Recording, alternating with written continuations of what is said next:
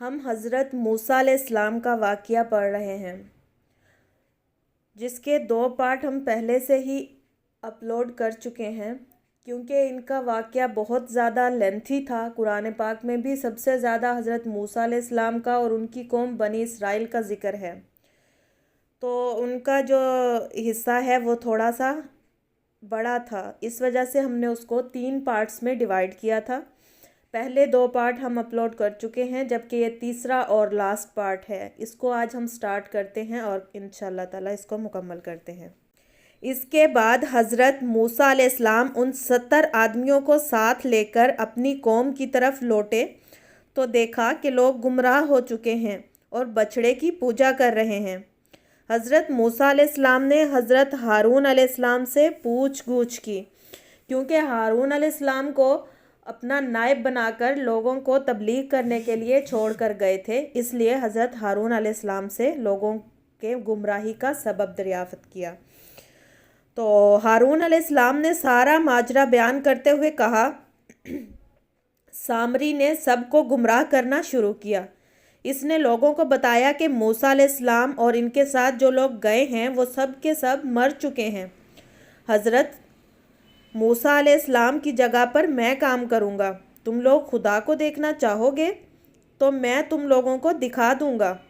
اس نے لوگوں سے سونا اور چاندی مانگ کر جمع کیا، اس سے ایک بچڑا تیار کیا، اس میں جادو کے ذریعے ایسی صفت رکھ دی جیسے وہ بول رہا ہو۔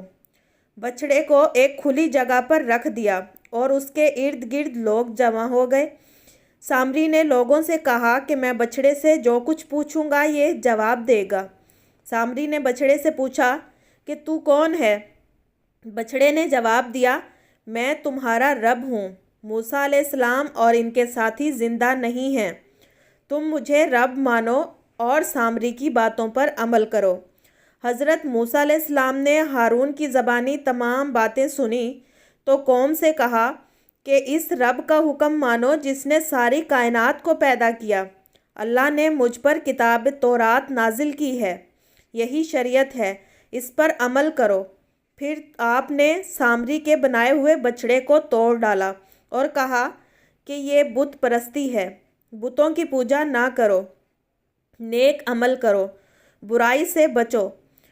قوم نے حضرت موسیٰ علیہ السلام کی باتوں کو نہیں مانا تو اللہ نے ان لوگوں پر عجیب و غریب عذاب نازل کیا۔ وہ عذاب کس طرح کا تھا کہ جیسے ان کے سروں پر پہاڑ لٹک رہا ہو اور ابھی گرنے ہی والا ہو۔ لوگ سروں پر لٹکتے ہوئے پہاڑ کو دیکھ کر خوف زدہ ہوئے اور سجدے میں گر پڑے تو ان پر سے عذاب ٹل گیا۔ ایک مرتبہ اللہ نے موسیٰ علیہ السلام سے وعدہ کیا تھا کہ میں ملک شام کی سرزمین کا وارث بناؤں گا، جہاں تم سب اطمینان سے زندگی بسر کرو گے، لیکن شرط یہ ہے کہ اس سرزمین کو حاصل کرنے کے لیے جہاد کرنا پڑے گا۔ حضرت موسیٰ علیہ السلام نے یہ خوشخبری اپنی قوم کو سنائی۔ اس سے خوش آئند بات کیا ہو سکتی ہے؟ اسرائیلی اس بات سے تو خوش تھے، وہ چاہتے تھے کہ ہمیں یہ سرزمین آسانی سے مل جائے، جہاد کرنا نہ پڑے۔ جہاد کرنے کے لیے دل سے تیار نہ تھے۔ موسیٰ کے سمجھانے پر بعد میں آمادہ ہو گئے۔ حضرت موسیٰ پہلے تو اپنی قوم کو لے کر کنعان پہنچے، وہاں جا کر کچھ اطمینان کا سانس لیا۔ وہاں جہاد کے لیے اپنی قوم کو تربیت دینے لگے، نظم و ضبط پیدا کرنے لگے۔ بنی اسرائیل 12 قبیلوں میں بٹے ہوئے تھے۔ ہر قبیلے کے لیے ایک سردار مقرر کر دیا تاکہ ہر قبیلے اپنی اپنی سردار کے ماتحت رہے اور سردار کے حکم پر چلے۔ ان تمام انتظامی امور کی تکمیل کے بعد جہاد جانے کی تیاری شروع کی اور شام کی طرف کوچ کرنے کے لیے حکم دیا۔ اسرائیلی جہاد میں جانے کے لیے آمادہ نہ ہوئے، لڑنے کے نام سے خوفزدہ تھے اور کہا کہ شام کے باشندے طاقتور ہیں اور جسمانی لحاظ سے بھی وہ ہم سے موٹے تازے ہیں، ان زور آور لوگوں سے ہم نہیں لڑ سکتے، ہمارے اندر کوئی حوصلہ نہیں ہے۔ حضرت موسیٰ علیہ السلام نے فرمایا، ان کی ڈیل ڈول سے خوف زدہ ہونے کی ضرورت نہیں ہے، اللہ تعالی ہمیں فتح نصیب کرے گا۔ حضرت موسیٰ علیہ السلام کے سمجھانے پر بھی ان کی سمجھ میں نہ آیا۔ وہ اپنی ضد پر اڑے رہے اور کہا کہ اے موسیٰ، تم لڑو اور تمہارا رب لڑے، ہم نہیں لڑیں گے۔ موسیٰ اپنی قوم کے اس بزدلانہ رویے سے بالکل مایوس ہو گئے۔ پھر آپ نے مایوسی کے عالم میں دعا کی کہ اے اللہ، مجھے اور میرے بھائی ہارون کو ان سے علیحدہ کر دے۔ اللہ نے موسیٰ علیہ السلام کی دعا سن لی اور فرمایا کہ یہ لوگ 40 برس تک اسی بیابان میں بھٹکتے ہی رہیں گے، انہیں یہاں سے نکلنے کا راستہ نہیں ملے گا۔ چنانچہ حضرت موسیٰ علیہ السلام اور حضرت ہارون علیہ السلام اپنی قوم سے علیحدہ ہو کر شام کی طرف روانہ ہو گئے۔ حضرت موسیٰ علیہ السلام اور حضرت ہارون علیہ السلام کے چلے جانے کے بعد ان کی رہنمائی کرنے والا کوئی نہیں تھا۔ ہر طرح کی مصیبت نے انہیں گھیر رکھا تھا۔ مصائب سے وہ بالکل گھبرا گئے۔ اب ان کے سامنے ایک ہی راستہ رہ گیا تھا کہ مصر واپس چلے جائیں، لیکن راستہ ان کی سمجھ میں نہیں آ رہا تھا۔ وہ مصر جانے کے لیے کچھ فاصلہ طے کرتے، دوران سفر اسی جگہ پر گھوم کر چلے آتے جہاں سے سفر شروع کیا تھا۔ ان کے سامنے یہ عجیب و غریب معاملہ تھا۔ بھوک و پیاس نے اور بھی نڈھال کر دیا تھا۔ نہ کھانا تھا، نہ پانی تھا۔ جب موسیٰ اور ہارون علیہ السلام ملک شام سے لوٹے تو ان کو تباہ حال پایا۔ قوم نے ان سے فریاد کی کہ یہ کیسی مصیبت ہے کہ ہمیں گھیر رکھا ہے۔ حضرت موسیٰ علیہ السلام بولے، یہ تو تمہارے ہی بدعمالیوں کا نتیجہ ہے۔ تم بزدل ہو چکے ہو۔ تم نے جہاد میں جانے سے انکار کر دیا تھا۔ یہی وجہ ہے کہ تم سب اللہ کے غضب میں آ گئے۔ تم یہاں 40 سال سے بھٹک رہے ہو۔ موسیٰ علیہ السلام نے اللہ سے فریاد کی تو ان کی مصیبت ٹل گئی، انہیں راستہ ملا۔ پھر مختلف قبیلے مختلف مقامات کی طرف چل پڑے۔ پھر کچھ قبیلے بیت المقدس میں آباد ہو گئے۔ مصر میں ایک شخص تھا جس کا نام قارون تھا، لیکن تھا بہت بخیل اور کنجوس۔ اس کے پاس دولت کی کوئی کمی نہیں تھی۔ روایت ہے کہ اس کے خزانے کی کنجیاں اتنی تھیں کہ اگر ان کنجیوں کو کہیں لے جایا جائے تو اونٹوں کے ایک قافلے کی ضرورت تھی۔ چابیاں بھی اتنی تھیں کہ ان کے بوجھ سے اونٹ بیٹھے چلے جاتے تھے۔ لیکن وہ اپنا خزانہ غریبوں اور محتاجوں پر خرچ نہیں کرتا تھا، نہ بھوکوں کو کھانا کھلاتا تھا، نہ کسی کو تن ڈھکنے کے لیے کپڑے پہناتا۔ حضرت موسیٰ علیہ السلام قارون کو ہدایت کرتے کہ اللہ نے تمہیں بہت دولت دی ہے، آخر یہ دولت کس کام کی ہے؟ یہ دولت تو دنیا میں رہ جانے والی ہے۔ اللہ کے نام پر غریبوں اور محتاجوں کو دو۔ قارون جواب دیتا کہ یہ دولت تو میں نے اپنی عقل سے پیدا کی ہے، یہ میری مرضی ہے کہ میں کسی کو دوں یا نہ دوں۔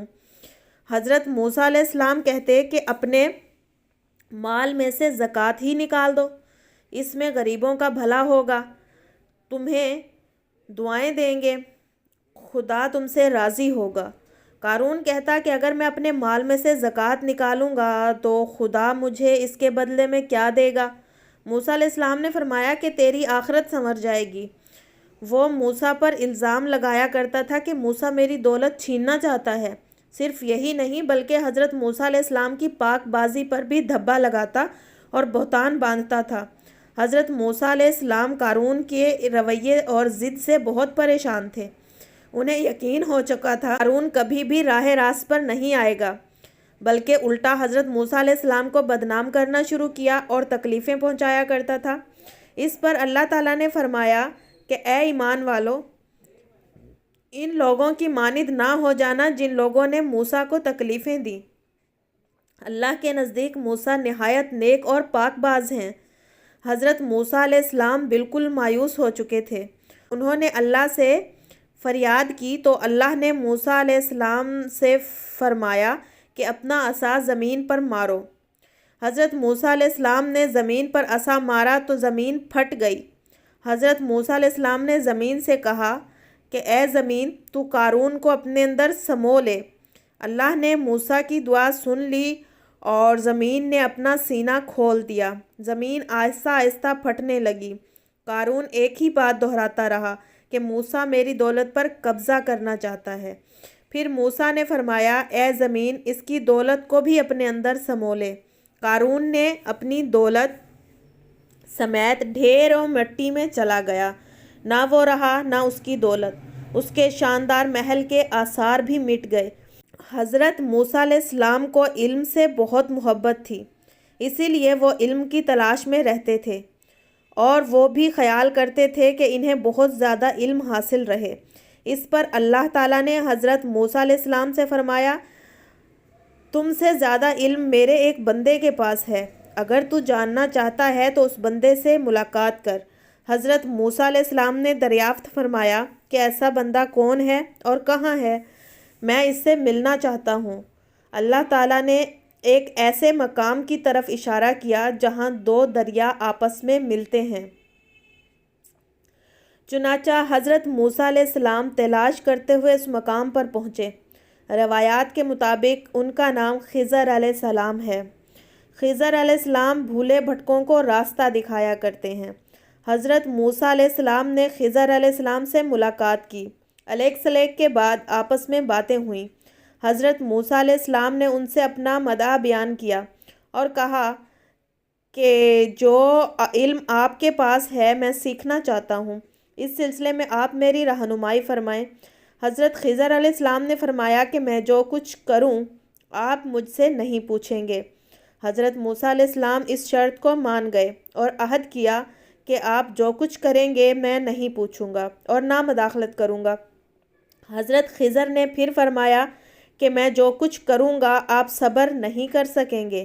حضرت موسیٰ علیہ السلام نے فرمایا میں صبر کروں گا۔ چنانچہ دونوں روانہ ہوئے اور راستہ طے کرتے رہے۔ دیکھا کہ ساحل سمندر پر کچھ کشتیاں کنارے پر لگی ہوئی ہیں۔ حضرت خضر علیہ السلام نے ان کشتیوں کو توڑ ڈالا۔ حضرت موسیٰ علیہ السلام یہ حرکت برداشت نہ کر سکے، آخر پوچھ ہی لیا کہ آپ نے ان غریبوں کی کشتیوں کو کیوں توڑا؟ یہ تو سراسر نقصان پہنچانے والا کام ہے۔ حضرت خضر علیہ السلام نے یاد دلایا کہ کیا میں نے پہلے آپ سے نہیں کہا تھا کہ آپ صبر نہیں کر سکیں گے؟ حضرت موسیٰ علیہ السلام نے جواب دیا کہ مجھ سے غلطی ہو گئی۔ پھر دونوں آگے چلے تو حضرت خضر علیہ السلام نے راستے میں ایک لڑکے کو جان سے مار ڈالا۔ اس پر حضرت موسیٰ علیہ السلام اور بھی زیادہ پریشان ہو گئے اور اعتراض کیا کہ حضرت خضر علیہ السلام نے فرمایا کہ آپ صبر سے کام نہیں لیں گے۔ پھر دونوں چلتے چلتے ایک گاؤں میں پہنچے۔ یہ جگہ بہت سنسان تھی۔ کچھ لوگ نظر آئے تو حضرت خضر علیہ السلام نے ان سے کھانا طلب کیا تو ان لوگوں نے انکار کیا۔ وہاں پر ایک جگہ دیکھا کہ ایک دیوار ہے، بوسیدہ اور کمزور ہے، کسی بھی وقت گر سکتی ہے۔ آپ نے اس دیوار کی مرمت کی اور اسے مستحکم کر دیا۔ اس پر حضرت موسیٰ علیہ السلام نے حضرت خضر علیہ السلام سے کہا کہ آپ نے یہ دیوار مرمت کی، ہم بھوکے پیاسے ہیں، اس کام کے لیے آپ مزدوری طلب کر سکتے تھے۔ حضرت خضر علیہ السلام نے جواب دیا جو کام خدا کے حکم سے کیا جائے اس کی مزدوری نہیں لی جاتی۔ پھر آپ نے موسیٰ سے فرمایا کہ اے موسیٰ، آپ اپنے وعدے پر قائم نہیں رہے اور بار بار پوچھتے رہے۔ اب ہم دونوں ایک دوسرے سے جدا ہو رہے ہیں۔ جانے سے پہلے میں چاہتا ہوں کہ وہ سب کچھ بتا دوں جو میں نے کیا ہے۔ اے موسیٰ، میں نے کشتیوں کو اس لیے توڑا کہ وہ کشتیاں غریب ملاحوں کی تھیں جن سے وہ روزی کماتے تھے۔ یہاں کا بادشاہ ان کشتیوں کو ان سے چھیننا چاہتا ہے۔ جب ملاحوں کے پاس کشتیاں نہیں رہیں گی تو وہ روزی نہیں کما سکیں گے، اس لیے میں نے کشتیاں توڑ دیں۔ بادشاہ ٹوٹی ہوئی کشتیوں کو نہیں لے گا، یہ کشتیاں تھوڑی بہت مرمت کے بعد ٹھیک ہو جائیں گی۔ میں نے لڑکے کو اس لیے مار ڈالا کہ اس کے ماں باپ نہایت نیک اور عبادت گزار ہیں۔ اگر یہ لڑکا اپنی بڑی عمر کو پہنچتا تو زمین پر فتنہ و فساد پھیلاتا اور مخلوق کے خدا کو اذیتیں پہنچاتا اور ماں باپ کو بدنام کرتا، اس لیے میں نے اس کا خاتمہ کر دیا۔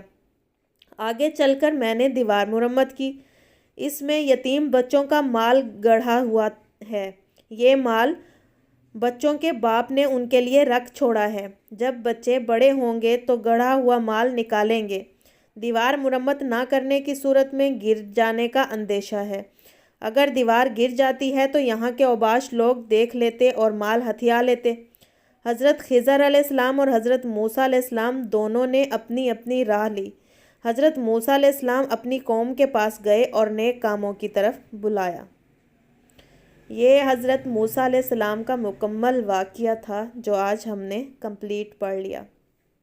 پھر ملیں گے انشاءاللہ اگلی ویڈیو میں ایک اور نئے واقعے کے ساتھ۔ اللہ تعالی ہم سب کو عمل کرنے کی توفیق عطا فرمائے، آمین۔